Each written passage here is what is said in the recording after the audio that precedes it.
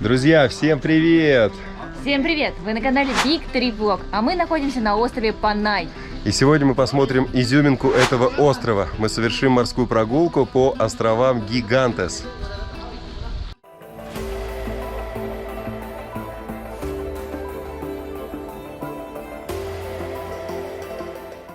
Сейчас будет обзор отеля, в котором хотелось бы остановиться точно не одну ночь, а как минимум 3 или даже неделю, потому что сам отель, он как достопримечательный здесь, потому что он большой, красивый, находится в городе Баланос, это недалеко от порта и станции, откуда отправляются все лодки на знаменитую экскурсию к островам Гигантес.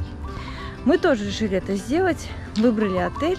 Я его внимательно не посмотрела, потому что подумала, в целом, стоимость 3600 песо, что можно ожидать? А ожидать можно многое, как оказалось, потому что здесь целый комплекс. И знаете, вот ты сюда приезжаешь, и у тебя ощущение, что ты находишься в каком-нибудь египетском отеле all inclusive или в турецком, потому что ухоженная территория, красивая, и номера нетипичные филиппинскому стилю. Отдельная история то, как мы добирались вообще до этого города, до этого места. Почему, собственно, я записываю обзор отеля ранним утром, еще даже нет 7 утра, где-то полседьмого, потому что мы потратили вчера весь день на дорогу. Я думала, что мы приедем, не знаю, часов 5, часов 6, максимум. Мы приехали сюда примерно 10:30 вечера, потому что логистика на Филиппинах, она весьма сложная. Мы находились до этого на острове Бантаян. Оттуда мы на пароме поехали до острова Негрос, до города Кадис. В Кадисе мы взяли автобус, спросили у водителя, где нам остановиться. Он нам назвал один порт, лодки которого идут до города Ахуа или Ажуа, я точно не знаю, на острове Панай. Но как оказалось, что ежедневное расписание этих лодок будет только с 15 марта. Я название порта не запомнила, поэтому, если что, смотрите в описании под видеороликом. Я там укажу, как называется этот порт, потому что с 15 марта расписание меняется. И можно будет спокойно доехать до нужного города. А нам пришлось ехать до Баколод. Из Баколода мы сели на лодку до Илойла. От Илойла на автобусе 150 километров до этого города. Потом торговля у нас пошла с трициклами. С трициклом согласовали стоимость и доехали до отеля, потому что, такой, конечно, маршрут. И запланирована была только одна ночь, поэтому мы ее провели, конечно, в диком комфорте. Сейчас я еле вставала с кровати, но понимаю, что не могу вам не показать всю эту красоту. Вот теперь представьте, каково эпично это выглядело, когда ты едешь в деревне по такой дороге с маленькими уютными домиками, вокруг трициклы и пустота, и тут на тебя большой комплекс отеля «Салина». Запоминайте этот логотип, запоминайте этот отель и оставайтесь здесь подольше, потому что такого комфорта очень сложно найти на Филиппинских островах. Здесь у нас главный логотип, много растений. Проходим на территорию отеля. Как видите, здесь очень ухоженная территория, много цветов, много растений. И, кстати, по территории передвигаться на гольф-карах. Good morning! Персонал, это, мне кажется, им проводили отдельные курсы, потому что они все здороваются, все вежливые, все знают, как правильно что отвечать. У них настолько все четко. Мы заехали, нас быстро зарегистрировали. У нас есть теперь местный туристический ID, после того, как мы продлили визу. Здесь зона ожидания, но я даже не знаю, для чего она. Правда, действительно, поиграть в эту местную игру. Потому что делают здесь все четко и быстро. У нас ресепшн. Good morning! Здесь сразу можно посмотреть различные туры. Например, здесь ретрит, можно сделать спа. Здесь отель именно на Исла Гигантес. Так, здесь у нас тоже различные развлечения. Тоже тур, массаж. А здесь у нас территория отеля. То есть, смотрите, у нас здесь что есть? Бассейн, ресторан, ресепшн. Так, где-то я видела, еще должен быть спортивный зал. Ну ладно, позднее посмотрим. Лагуна и пляж.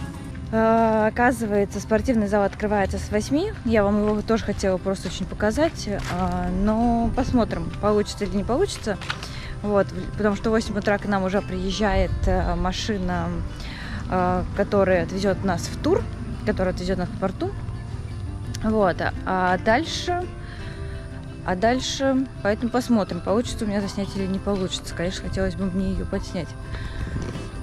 Здесь уже начинается территория, как мы видим, домики, есть отдельные виллы, различные категории номеров, здесь парковка для машин.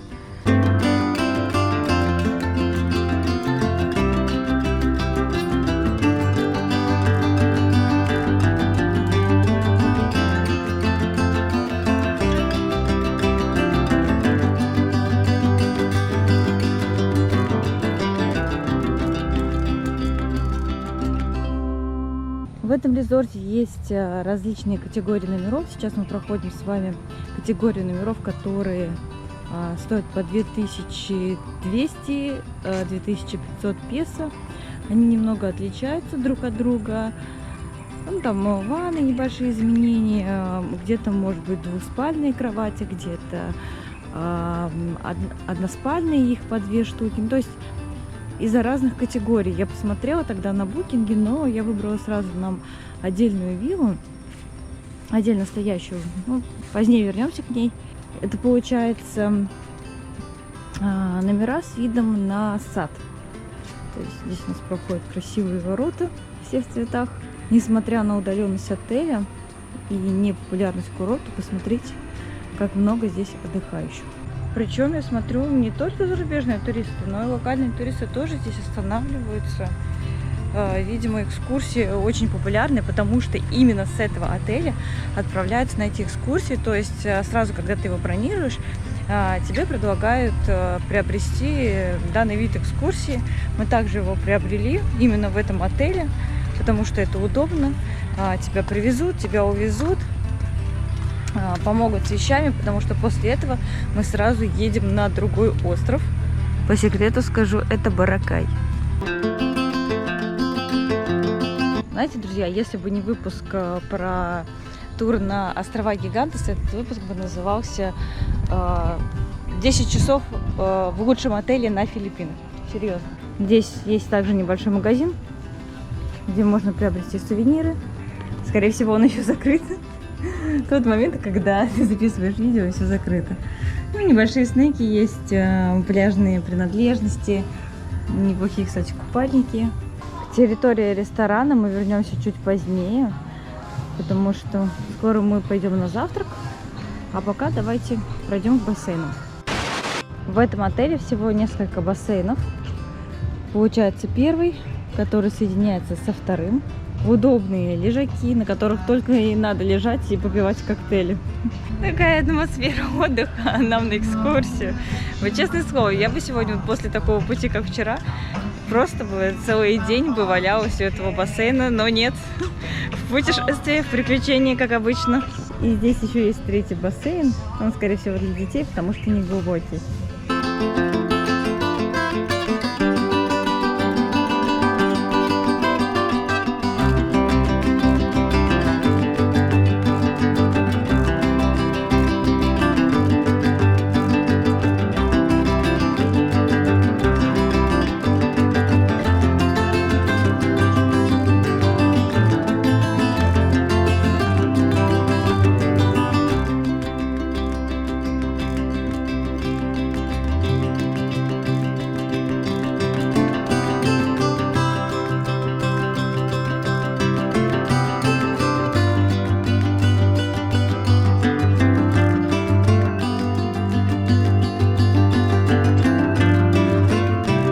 Прошла немножко поодаль от зоны ресторана и бассейна. И здесь находится выход к морю. Сейчас мы посмотрим, какой здесь пляж. Ну, пляж здесь только для того, чтобы расположиться на гамаке и читать книжку. Кстати, небольшой ветерок присутствует сегодня. Надеемся, что это не помешает экскурсии. Скажем так, пляж не главная фишка этого отеля. Ну, видите, что немножко грязновато. Ну, давайте честно. На пляже очень много водорослей, много мусора в отлив. Поэтому, если хотите увидеть здесь красивое море и пляж, то лучше приходить сюда в прилив, потому что сейчас не самое лучшее время. Видим много лодочек. Но и понимаете, когда видишь в целом на пляже гамаки просто креском, сразу приходит понимание, что он не предназначен для купания. Как обзор, как вид, да, красиво, но не купаться. А если приезжать сюда еще и компанией, то можно поиграть в волейбол. А еще здесь находится зона проката каноэ, поэтому можно взять и совершить небольшой сплав по морю.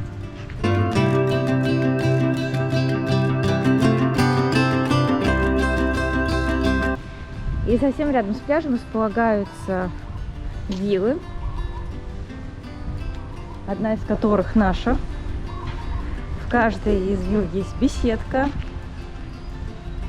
с красивым креслом, с красивым видом. Уверена, что многие филиппинские туристы сюда приезжают просто на какой-нибудь уикенд.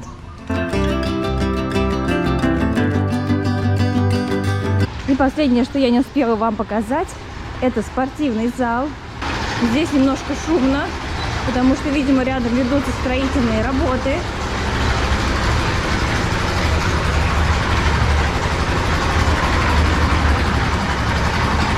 Ну да, здесь как настроиться, а здесь спортзал.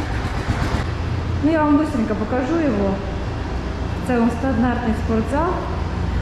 Беговая дорожка, велосипеды, эллипсоид. Ой, смотрите, что здесь есть. Есть еще футбол, получается, настольный. Настольный теннис, хоккей и бильярд. А также еще дартс. Ну, неплохо. А это комната отдыха с караоке. Большой телевизор, диван, то, что очень любят местные. Проведу небольшой обзор нашей виллы. Здесь терраса, огромное кресло, в котором можно присесть, почитать книжку, послушать шум моря, который находится совсем рядом. Но засиживаться некогда. Пройдем в наш номер. Огромный просторный номер. Посмотрите, как мило нас встретили. Сделали красивого слоника с глазками. Welcome to Salina Beach and Nature Resort. Каждого гостя так встречают. Еще были фрукты, но мы успели их уже вечером скушать. В номере есть двухспальная кровать, бра с одной и с другой стороны, тумбочки, вентилятор, кондиционер бесшумный, который отлично охлаждает, телевизор, сейф, тапочки, холодильник, чайник. И в любое время можно сделать чай, кофе. Посмотрите, сколько питьевой воды. Также на столе мы видим буклеты, пейлойл, вообще в целом по Филиппинам, туры, которые можно взять из отеля, зеркало. Ну и главной фишкой, наверное, нашего номера является, смотрите, что? Ребята, джакузи, представляете? Джакузи. На Филиппинах мы вообще видим такое впервые, да еще за такую стоимость. Горячая вода отлично работает, полотенце чистое, унитаз, зеркало. Просто посмотрите, какое огромное. Фен, раковина, принадлежности одноразовые, шапочка, щетки. Также есть душевая кабина с тропическим душем, шампунь, гель для душа. Ну и посмотрите, о, это вообще отдельная моя любовь. Это халатики. Ну, друзья, теперь на завтрак.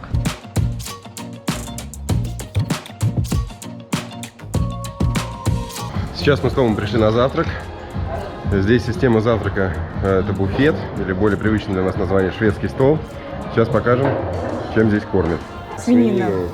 Причем написано, ну да, свинина адоба. Это местных специях. Местное блюдо.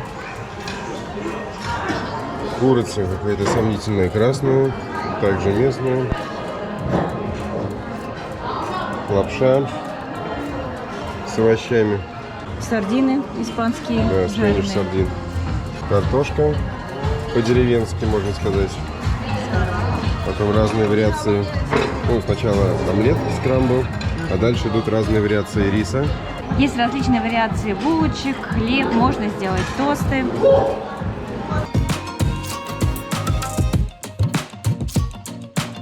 Здесь фруктовая станция, есть арбузик, ананасик, папайя, напиточки. Из напитков у нас холодный чай и лимонад.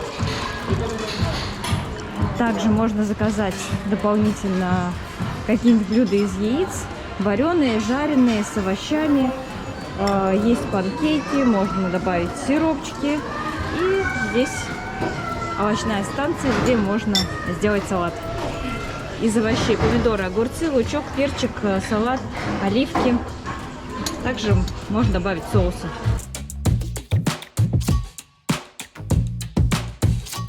Также здесь у каждого номера свой отдельный столик, который за вами забронирован. Вот мы с Томочкой сидим вдвоем отдельно с видом на прекрасный сад.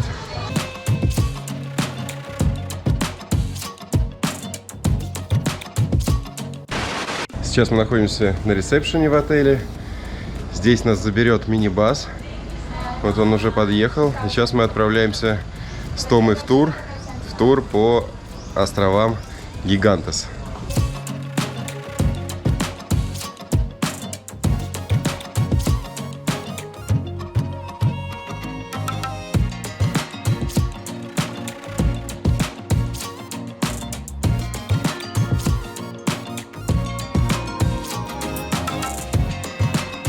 Сейчас мы находимся в районе станции, в порту, который называется Карлос. Здесь мы заполняли бумаги перед тем, как отправиться на тур. Написали имя, фамилия. В общем, стандартная писанина. И сейчас уже отправляемся на нашу лодку. После того, как мы записались в местные журналы, мы прошли в зал ожидания. Но сейчас я вышел на улицу, чтобы немного оглядеться. Порт Карлос очень популярен. Именно тем, что отсюда отправляются на данную морскую прогулку.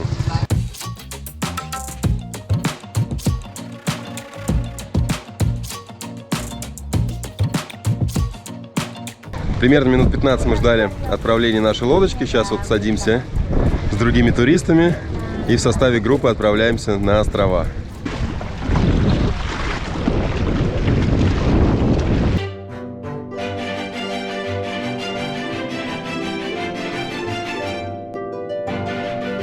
В сегодняшнем путешествии нас впереди ждут 5 островов. Также у нас будет ланч. В общем, на полдня морская прогулка, которая, надеюсь, оставит у нас приятное впечатление.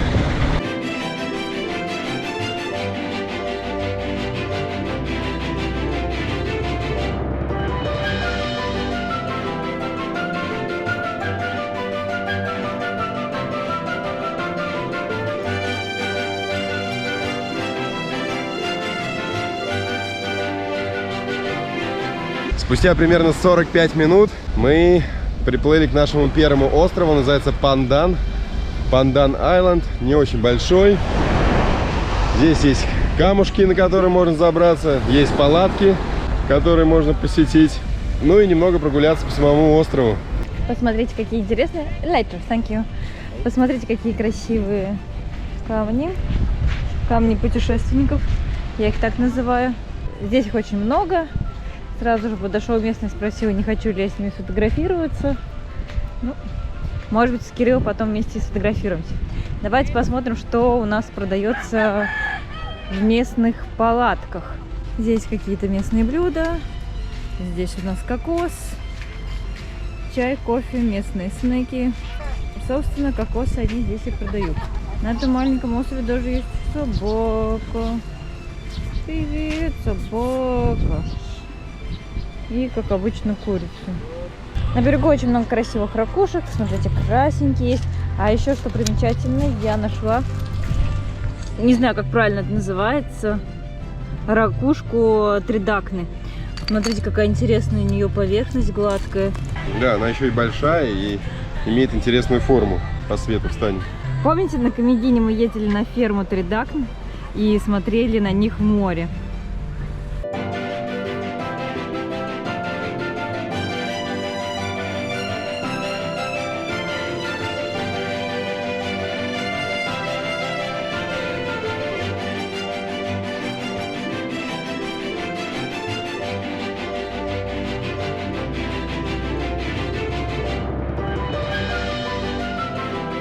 Когда Тома не успевает делать зарядку в отеле, делаем это во время морских экскурсий.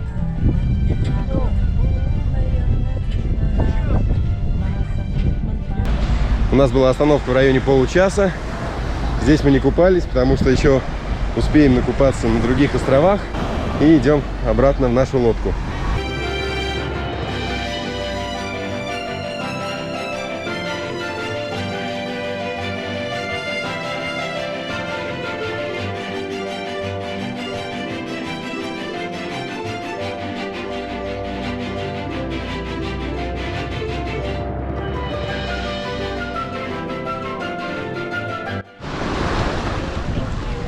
Приехали на остров с названием Кабугао-Гамай.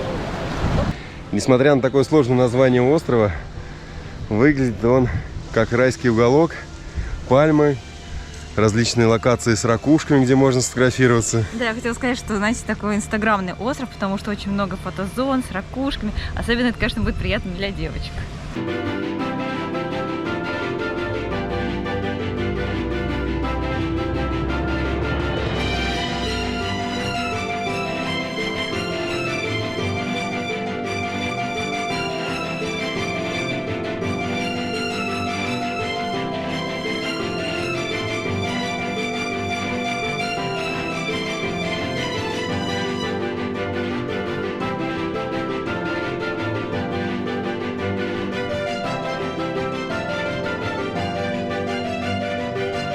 На этом острове также есть смотровая площадка, на которую можно подняться по лестнице, что мы сейчас, собственно говоря, и сделаем.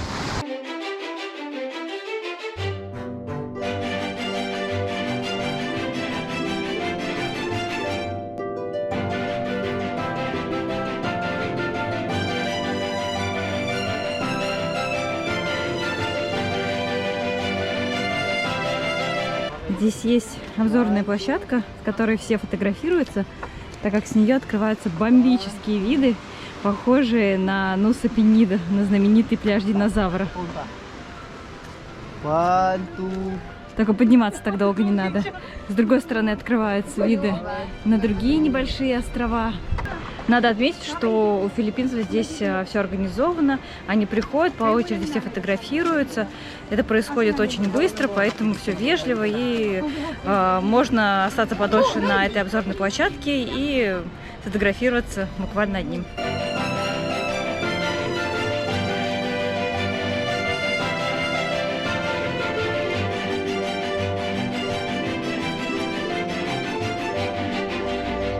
На остров потихоньку начинают приезжать лодки. До этого мы были одни, а сейчас людей уже достаточно много. Кто-то наверху, кто-то в пляжной зоне. Вот мы тоже спустились вниз. Сейчас идем по бережку. Видим огромные камни, немного похожи на Сейшелы, только не такие отесанные. Здесь они немного острые, в отличие от сейшельских, но такие же огромные. Огромные валуны.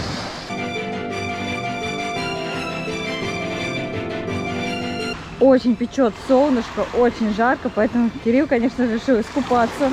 Водичка здесь очень чистая, прохладная, освежиться приятно.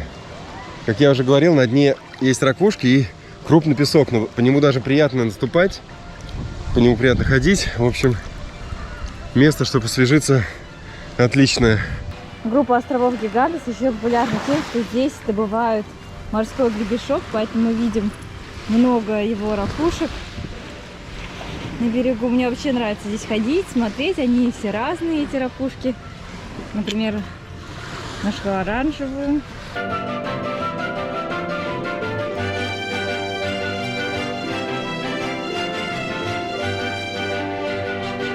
Провели мы около получаса на этом острове, даже немножко больше, потому что пока забирались наверх, летали на дроне, купались, фотографировались на этом острове. В общем, самые положительные эмоции остались от него. Невероятный остров. Красивый прям очень, да. красивый, да. Сейчас мы с Томом пересели вперед. Здесь более солнечно, поэтому немного позагораем, пока плывем к нашему третьему острову. А то местные удивляются, уже столько месяцев на острове, а все еще белые. Да-да, надо немножко загореть.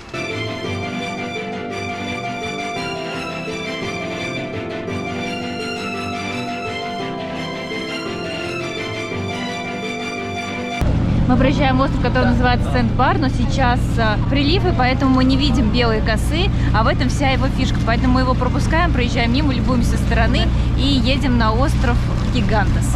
Но сейчас мы можем видеть эту косу, вот здесь она проходит. Вот здесь песочная коса, но сейчас она полностью утоплена в воде.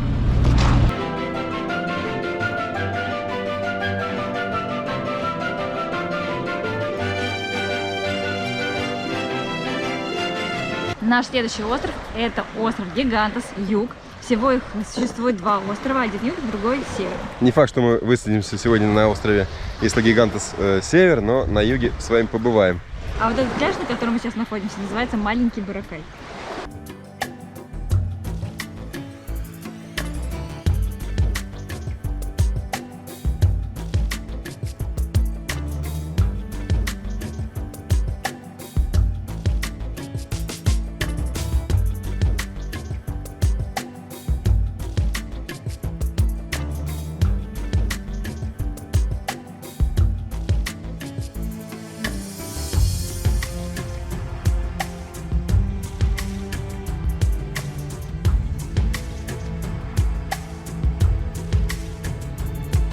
На этом острове также множество пальм, песочек крупный, можно искупаться, а также он примечателен тем, что нам здесь порекомендовали поснорклить, может быть, чуть попозже мы с Маской здесь немного поплаваем. Остановка у нас на этом острове около часа, ну а сейчас гуляем. Я наконец-то доделала свою зарядку, пока Кирилл летал на дроне, и не перестаю любоваться таким видом. Но ждешь зарядку, смотришь на море, слушаешь его звуки, пальмы вокруг, красота. Это правда.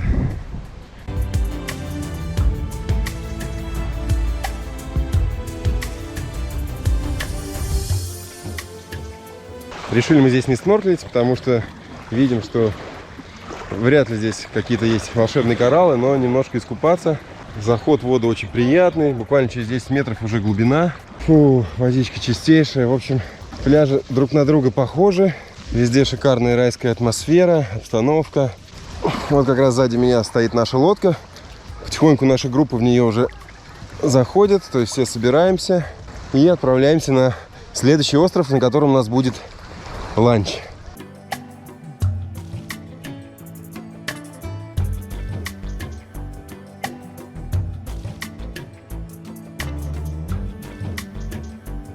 Также еще забыл отметить, что при посещении данного острова необходимо оплачивать 40 песо в качестве налога.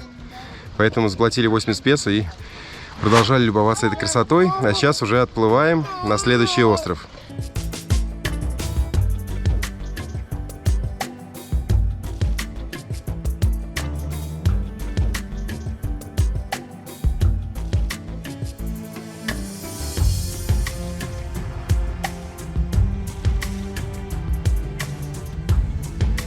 Сейчас мы посмотрели еще по карте, и получается мы приплыли к тому же самому острову, но с другой стороны. Здесь у нас готовится ланч уже на берегу, в этой беседке. Вот вся наша группа в предвкушении еды. Уже все ждем, чтобы спустили трап, и мы могли занять места в обеденном зале. Прошу, наш сегодняшний ресторан. Спасибо. Под открытым небом практически. Друзья, давайте сразу вам покажу, что у нас сегодня на ланч. Ну, прежде всего рис. Без этого никуда не обходится ни одно событие. Так, здесь у нас, видимо, куриный бульон. Да, вместе с курицей. Да, вот курочка, смотрите, какая еще недавно бегала, видимо. Морепродукты, креветки, рыба, потом гребешки, да. А вот это вот интересно, что за котлетки, не знаю. Просто рыбные котлеты. Возможно, рыбные, да. И еще ракушки здесь, смотри. Что это, тоже гребешки? Нам надо понять разницу между этими ракушками и этими. Это запеченные, а это, видимо, Да. сваренные. Потом здесь у нас краб. Да, Yeah, краб. then steamed scallops.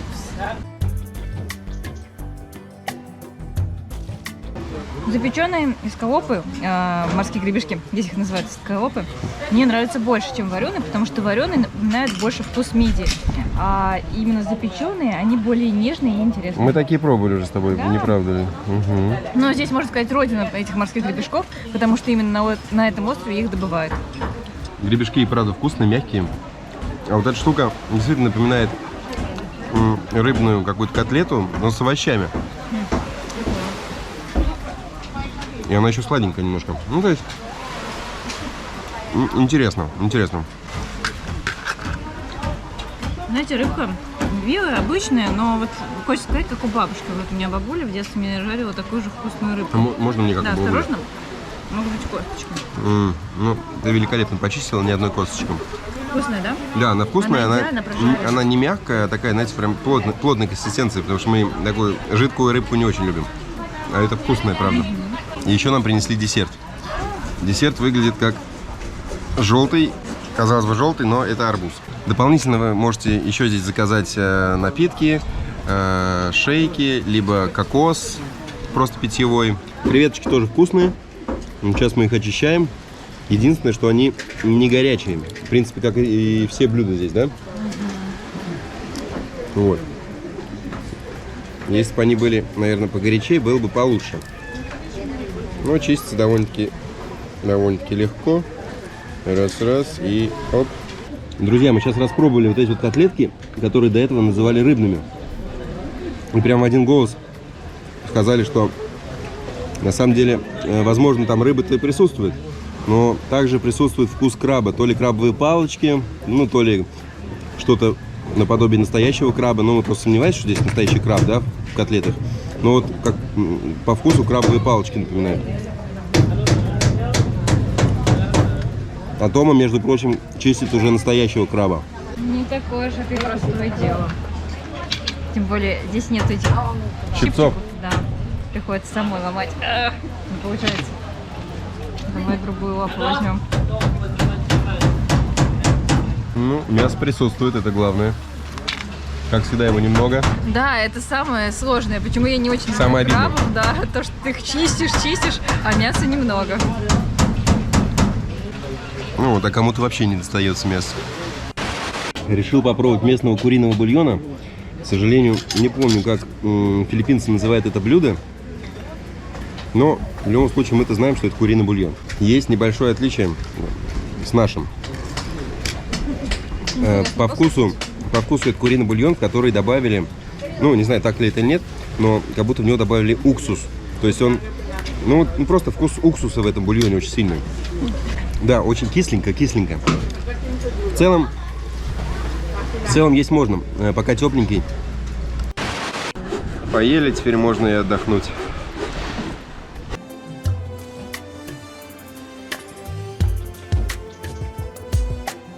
Наша последняя локация на сегодня – это лагуна.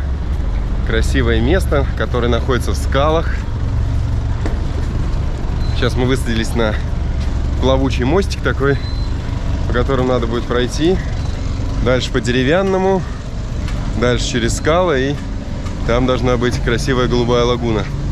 Ну, в целом неплохо, смотри, и купаться удобно, и вид красивый. Отличное место, очень красиво. Сейчас мы обязательно здесь запустим дрон и скупаемся, супер.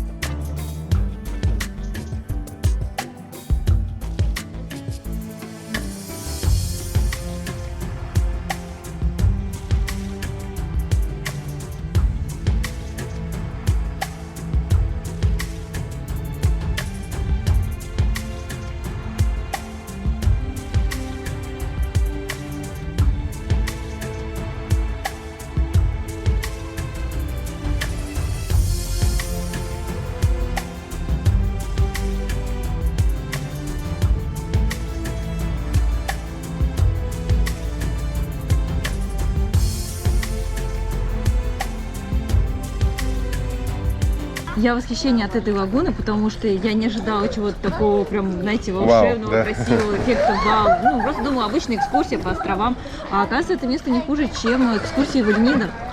Да, на самом деле экскурсии очень похожи, но лагуна нам здесь нравится больше, потому что она глубокая, камней немного, то есть вы можете здесь свободно плавать, плюс виды с дрона шикарные. Вы все прекрасно видели сами, особенно вид на лагуну и потом вот на эту расщелину, на лодку. В общем, шикарно, шикарно. Сейчас еще солнышко потихоньку садится, время около, ну, примерно 2:30, поэтому погода шикарная, и людей сейчас в лагуне не так много, только наша группа.